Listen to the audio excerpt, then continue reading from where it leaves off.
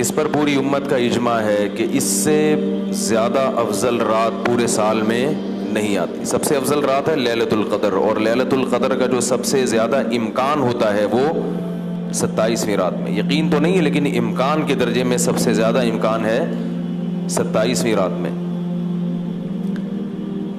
اس رات میں رسول اللہ صلی اللہ علیہ وسلم نے دعا سکھائی, اللہم انک عفو تحب العفو فاعف عنا. اے اللہ تو سراپا عفو ہے, معافی کو پسند کرتا ہے, تو ہمارے گناہوں کو معاف کر دے. یہ وہ عمل ہے جو نبی صلی اللہ علیہ وسلم نے ہمیں اس رات میں کرنے کے لیے بتایا ہے, یعنی یہ دعا مانگی جائے کثرت سے. اس دعا میں کیا سکھایا گیا ہے, اس میں اشارہ کیا دیا گیا ہے, معافی مانگی جاتی ہے کوتاہیوں پر. سمجھ میں آ رہی ہے بات؟ معافی کس پہ مانگی جاتی ہے؟ کوتاہیوں پر. آپ نے کسی سے سوری کی, بھئی سوری, تو وہ کہے گا کس بات پہ سوری کر رہے ہو؟ تو آپ کہیں کہ بھئی وہ مجھ سے غلطی ہوئی تھی, اس بات پہ میں آپ سے سوری کر رہا ہوں. تو وہ کہے گا ٹھیک ہے کوئی بات نہیں, آپ نے سوری کر لی, بس آئندہ نہیں کیجئے گا, آئندہ خیال رکھیے گا. آپ کہیں کہ نہیں کروں گا تو وہ غلطی میں دوبارہ بھی, تو یہ سوری پھر سوری کہلائے گی؟ بولیں بھائی, یہ سوری پھر سوری نہیں کہلائے گی. سوری ہو, معافی ہو, معذرت ہو, یہ ایک ہی چیز کے مختلف نام ہیں, مختلف تعبیرات ہیں.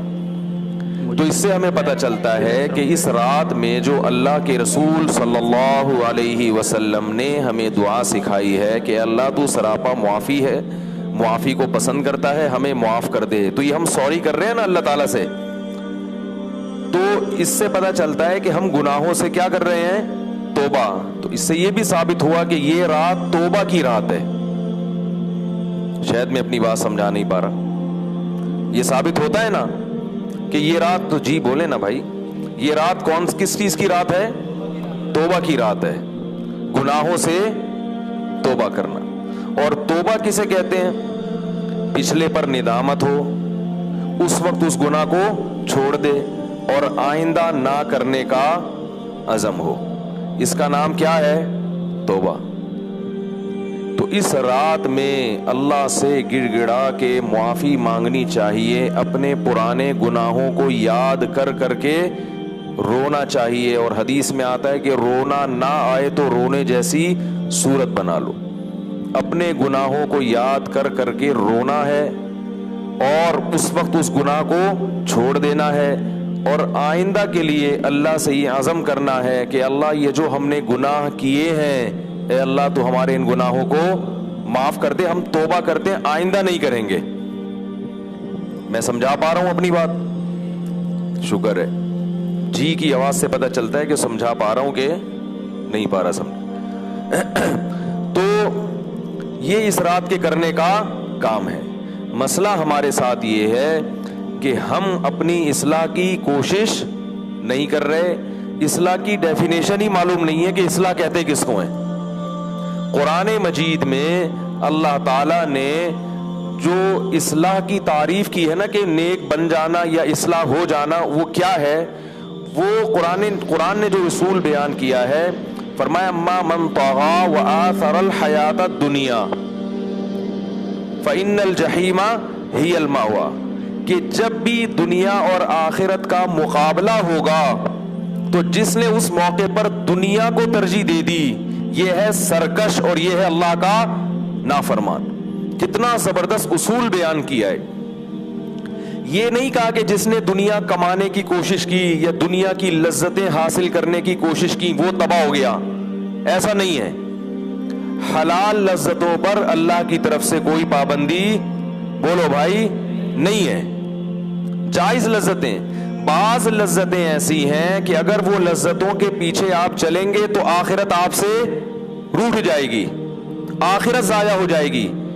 ایسے موقع پر ہر وہ لذت, ہر وہ نفس کی خواہش جس کی وجہ سے آخرت کا نقصان ہوتا ہو, اگر آپ اس خواہش کے پیچھے چلیں گے تو قرآن کیا کہہ رہا ہے؟ طغا. یہ کیا ہے؟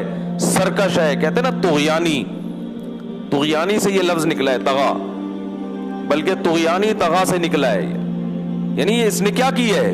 اللہ کی حدود کو طوفان جیسے سرکش ہو جاتا ہے نا, طغیانی مچ جاتی ہے سمندر میں. طغیانی کیا مطلب؟ سمندر اپنی حدود کو توڑ کر آگے نکل گیا تو تباہی پھیلاتا ہے پھر وہ. تو جس نے بھی آخرت پر دنیا کو ترجیح دی, دل کی خواہشات کو لگام دینے کی کوشش نہیں کی. دیکھو دل کی خواہشات کی مثال ایسے ہے جیسے گھوڑا آپ کے ہاتھ میں ہو, اپنی مرضی سے اس کو لے کے جائیں, سواری کا کام کریں, تو یہ گھوڑا آپ کے لیے کیا بن جائے گا؟ بولو بھائی, فائدے مند. اب اللہ یہ نہیں کہہ رہے کہ گھوڑے پہ سواری نہ ہو, سواری کا کام ہی نہ لو, لیکن لگام اپنے ہاتھ میں رکھو, لگام گھوڑے کے ہاتھ میں نہیں آئے. تو اپنی خواہشات پہ کنٹرول کرو کہ کہاں میں نے اپنی خواہشات کی لگام کدھر موڑنی ہے اور کدھر نہیں موڑنی. اس کو ایک طریقے سے لے کے چلو.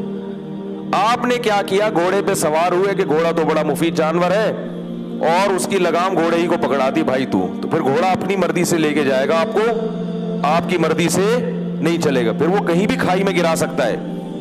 تو بیائی نہیں ایسے ہماری جو زندگی گزر رہی ہے اس کی حالت یہ ہے کہ ہم نے نفس کی لگام کو ڈھیلا چھوڑ دیا ہے اور ہم نفس کے غلام بن گئے. ہماری خواہشات ہمیں جہاں چاہے لے کے جا رہی. تو آج کی رات سب توبہ کریں, جتنے بھی ہیں یہاں نوجوان خاص طور پر, کہ بھائی ہم نے پورے سال بیہودہ فلمیں, بولو بھائی وقت کم ہے نا تو میں ٹو دا پوائنٹ بات ہی کر رہا ہوں, جلدی جلدی تمہیدیں نہیں باندھوں گا زیادہ, ورنہ یہاں تک آنے میں کافی ٹائم لگتا ہے, میں اس ادھر تک پہنچنے میں نا, بیہودہ فلموں تک اور فحش ویب سائٹس اور لڑکیوں سے حرام دوستیاں, یہاں تک کافی ٹائم لگتا ہے. لیکن ابھی ہم ڈائریکٹ پہنچ گئے, وقت کم ہے اور مقابلہ کیا ہے, کیونکہ آپ لوگ پورے سال میں ایسے پکڑائی میں نہیں آؤ گے. پورے سال جو روحانی ہسپتال ہے اس میں علاج کے لیے نہیں آؤ گے. تو ابھی ہم یہ نہیں کہ آپ کو چھوٹی بڑی ٹیکے لگاؤ, انجیکشن لگا کے فارغ کرو لوگوں کو. تو بھائی جتنے نوجوان یہاں بیٹھے ہیں توبہ کریں کہ ہم حرام دوستیاں, دیکھو یہ بڑے بڑے جرائم ہیں, اجتماعی سطح پہ ہو رہے ہیں یہ, ان جرائم کو جرائم سمجھنا چھوڑ دیا ہے. فحش فلمیں اس کو جرم سمجھنا چھوڑ دیا ہے. توبہ کریں اس سے. اور سب سے بڑا حکم اسلام میں کیا ہے؟ نماز کی, یہ تو سب سے بڑا حکم ہے نا. اکبر الکبائر کہا گیا ہے, اکبر الکبائر, موبقات, ہلاک کرنے والے گناہوں میں. تو بھائی جتنے لوگ بیٹھے ہیں مجھ سمیت, میں بھی اس کا پابند ہوں کہ میں بھی اپنا محاسبہ کروں. آج کے بعد انشاءاللہ موت تک کبھی بھی نماز قضا نہیں ہوگی. اس گناہ سے آج رات ہم نے توبہ کرنی ہے. سوری کر رہے ہیں نا ہم اللہ سے, تو اللہ کہے گا نا کس چیز پہ, اے اللہ اب تک نمازوں میں سستی ہوئی, ہم تجھ سے عزم کرتے ہیں, توبہ کرتے ہیں کہ آئندہ کے بعد نماز نہ سفر میں نہ حضر میں. اور اپنے گھر کی خواتین کو بھی بتائیں کہ شاپنگ کرنے جاتی ہیں, کہیں بازار میں جاتی ہیں, بازار میں نماز چھوڑنے کی اجازت نہیں ہے. مسجد میں جا کے پڑھیں, کسی بھی طرح سے پڑھیں, نماز قضا کرنے کی اجازت نہیں ہے. اسی طرح حقوق العباد میں جو سب سے بڑا حق ہے وہ کس کا ہے؟ بولو بھائی, والدین کا. اللہ نے حکم دیا کہ نفل نماز میں اگر والدین پکاریں تو ان کی پکار کا جواب دینا ہے. اور ہم گھروں میں دیکھ رہے ہیں کہ بیٹا ٹی وی کے آگے بیٹھا ہے, باپ پکارتا ہے, وہ جواب اللہ نے کہا نماز توڑ دو, اور یہ ڈرامہ نہیں چھوڑ رہا. کتنا بڑا جرم ہے. بیٹی کو ماں پکارتی ہے اور وہ واٹس ایپ پہ لگی ہوئی ہے, فیس بک پہ لگی ہوئی ہے, اور ماں کی پکار کا جواب نہیں دیتی. یہ جرائم جو ہو رہے ہیں, تو ان جرائم سے کیا کرنا ہے بھائی؟ بولو بھائی, توبہ کرنی ہے. آج اللہ سے گڑ گڑا کے مانگنا ہے کہ اللہ میں یہ گناہ چھوڑ رہا ہوں. اور بھائی معذرت کے ساتھ ہمت کر کے داڑھی بھی رکھ لو. ہمت کر کے کیا کر لو, کچھ بھی نہیں ہوتا. لوگ کہتے ہیں میں ملا سا لگوں گا, مولانا سا لگوں گا. میں ابھی تو میں سمپل مسلمان نظر آ رہا ہوں, داڑھی کے بعد میں کیا لگوں گا؟ مولوی ٹائپ کا لگوں گا میں. کچھ بھی نہیں ہوتا بھائی مولوی لگنے سے. داڑھی رسول اللہ صلی اللہ علیہ وسلم کا حکم ہے, تمام پیغمبروں نے رکھی ہے, تمام پیغمبروں نے. آپ صلی اللہ علیہ وسلم نے فرمایا 10 چیزیں پیغمبروں کی فطرت ہیں, صحیح حدیث ہے. اس میں ناخن کاٹنا اور غیر ضروری بالوں کا کاٹنا, اسی میں آپ صلی اللہ علیہ وسلم نے فرمایا اعفاء اللحا وقص الشوارب, داڑھی کا بڑھانا اور مونچھوں کا, بولے بھائی, کتروانا. یہ بھی فطرت ہے انبیاء کی. ہمت کریں, اللہ سے توبہ کریں, استغفار کریں. اور بہت سارے گناہ ہیں تو اس کی لمبی فہرست ہے. آپ جب اپنا محاسبہ کریں گے تو خود آپ کے سامنے وہ گناہ میں اپنا محاسبہ کروں گا، میرے سامنے میرے گناہ آئیں گے، آپ اپنا محاسبہ کریں گے، آپ کے سامنے آپ کے گناہ آئیں گے۔ تو یہ آج ہم نے کیا کرنا ہے بھائی؟ اللہ سے توبہ کرنی، اور اس رات کی عبادت 1000 مہینوں کی عبادت کے برابر ہے۔ یہ قرآن کی آیت ہے، اور یاد رکھیں دعا سے بڑھ کر عبادت کوئی بھی نہیں ہے۔ تو اس رات کی دعاؤں میں قبولیت کا امکان 1000 گنا زیادہ، بول تو دیا کرے نا بھائی، بڑھ جاتا ہے، 1000 گنا بڑھ جاتا ہے۔ تو اب اگر کسی سے گناہ نہیں چھوٹ رہا، اپنی اصلاح نہیں ہو رہی، تو اللہ سے یہ دعا کر سکتا ہے کہ اے اللہ مجھے پیشانی کے بالوں سے پکڑ کے سیدھے راستے پہ چلا دے، جو گناہ میں چھوڑنا چاہتا ہوں نہیں چھوٹ رہے وہ مجھ سے چھڑوا دے، زبردستی چھڑوا دے۔ تو یہ دعا بھی تو مانگی جا سکتی ہے نا بھائی۔ اللہ تعالی ہم سب کو سچے دل سے گناہوں سے توبہ کرنے کی توفیق عطا فرمائے، تبھی پھر اللہ کی طرف سے جہنم کی آگ کی خلاصی کا وعدہ ہے، اور رمضان کی بہاریں اللہ ہماری زندگی میں بار بار رائے۔ اللہ تعالی عمل کی توفیق عطا فرمائے۔ سبحانک اللہم و بحمدک، نشہد ان لا الہ الا انت، نستغفرک و نتوب الیک۔